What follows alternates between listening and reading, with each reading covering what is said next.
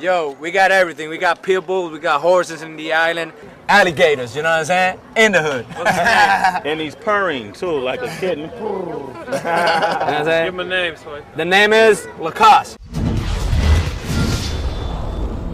Now, Daddy Yankee, you talk about the streets and being from the streets and coming from the streets, but it was these very streets that at one point almost ended your life, you know, when you were shot. Tell me, how did that happen? I mean, what was going on? That happened, I remember that day, man. It was like one of the pitch black moments in my life. Or it was the Three Kings Day here in Puerto Rico. We were celebrating Three Kings Days. Okay. And I was DJ. What is that? That's tradition right there. Okay. That's January 6th in Puerto Rico means the Three King Days. Okay. You give away from the kids, you give toys to the kids. You know, it's like Santa Claus, but in the Lang way. Okay. You know, Three King Days. Okay. And I was at Playero's apartment. DJ Playero. DJ Playero. Okay. I was recording. I remember for the 36, it was one of his mixtape, and I went down. You know, I went downstairs and I was just vibing with the homies. You know, when all of a sudden I saw the crossfire. You know what I'm saying? And I got caught in an exchange of bullets. Okay. And I remember that I had to, and I went under a van. You know, when I was stumbling, you know, I fell down, boom. And I went under a van, and that was the way that I survived. Really? From that day, you know, and it took me more than a year to recuperate from that day. You know, I was in recovery from 1 year in the hospital.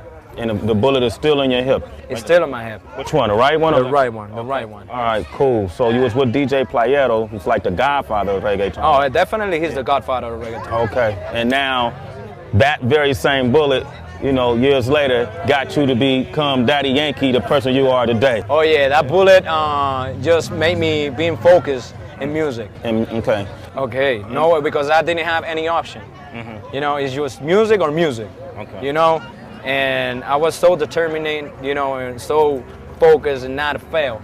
You know, and that attitude got me to this point. So it was because of a bullet that inspired you to go in the studio and make one of the biggest records, the biggest record in reggaeton history, that also brought the music out of Puerto Rico and gave it to the world. Did you ever think Gasolina would accomplish that much, and how did you even come to make that record? I never thought that Gasolina would accomplish that goal. Because you make music just for making music, you know, without thinking in any goals. Just, you know, you put your soul in the music and that's it. And being honest with you, Sway, when I saw Gasolina you know, to that point, I was like very surprised, you know what I'm saying? Because that song specifically, you know, transcended barriers and languages in the entire world and put reggaeton on the map. But besides that, a lot of people thought, okay, this kid, what's Gasolina? Yeah. Let me pick up the album. But when the people found out, oh my God, this is good music. The kid is for real. You know what I'm saying? I got like 10 more joints in that album that they were hot hits in the radio. Yeah. And I gained a lot of awards, you know, for that album. So you transcended all like genre barriers now. You're not just a Latin artist, you're a pop artist. In a sense, right? Definitely. I mean, you know what I'm saying? It's like I didn't want the pop music. Just pop went to me. You know what I'm saying? Because I didn't have like a record label behind me, putting money behind me, like that's Daddy Yankee, the artist. No, I wasn't an independent label. My label, the Cartel Records. Yes. You know, everything happened naturally. You know what I'm saying? And it was just the people getting the music. When you got good music in your album, everybody's gonna get it.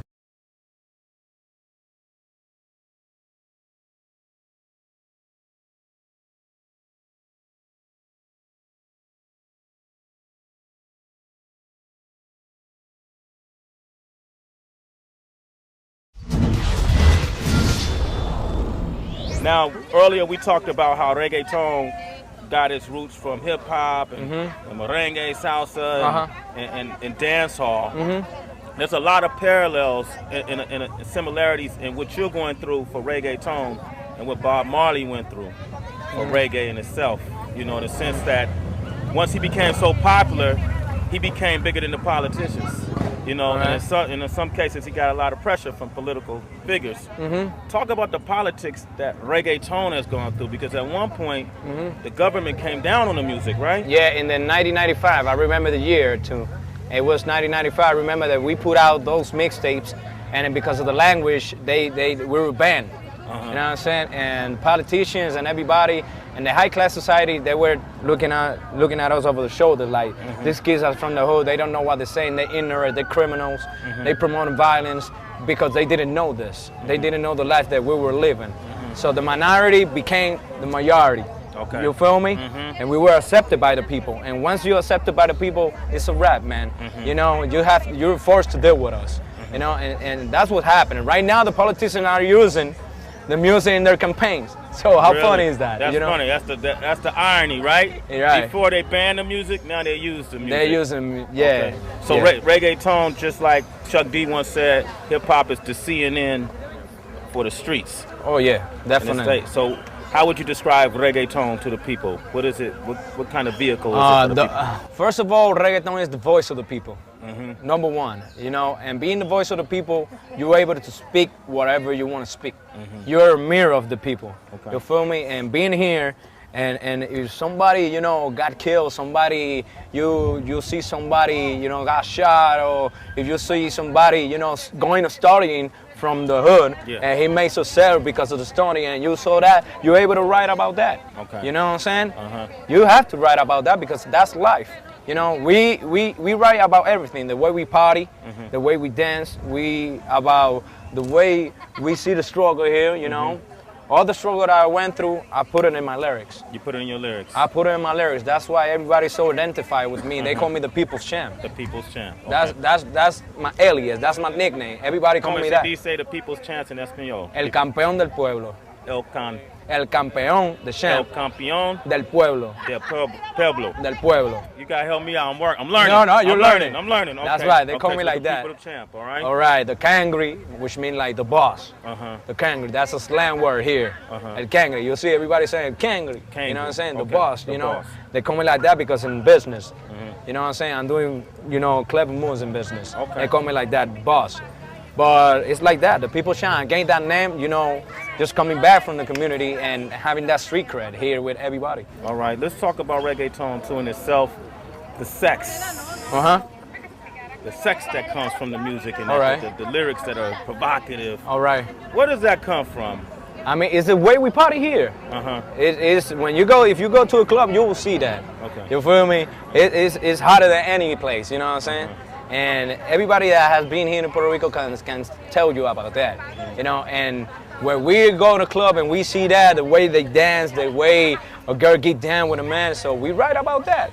You feel me? It's not that we're promoting sex, it's like this happening. That's what it is? You feel me? Right. It's happening, we're seeing that. I mean, has it always been like, you know, just to be liberated and be open with your sexuality when it comes to Latino culture? In the Caribbean, we're like that. If you go to the Dominican Republic, if you go, I've never been in Cuba, but they dance pretty well in Cuba.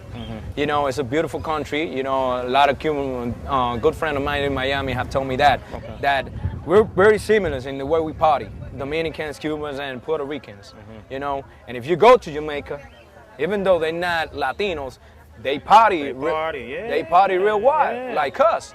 You man, so it's a Caribbean thing, you feel me? So we just bring. It's hot. It's hot. It's hot out there. You know, man, we're just bringing the Caribbean fire to the States.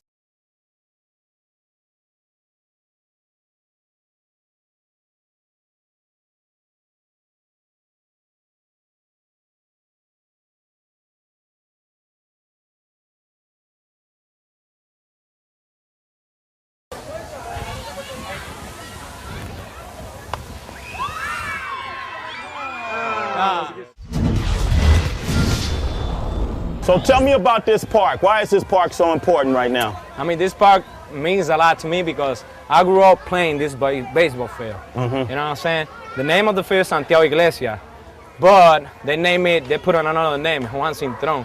He was our coach here. You know, he got killed right there. Where? Behind.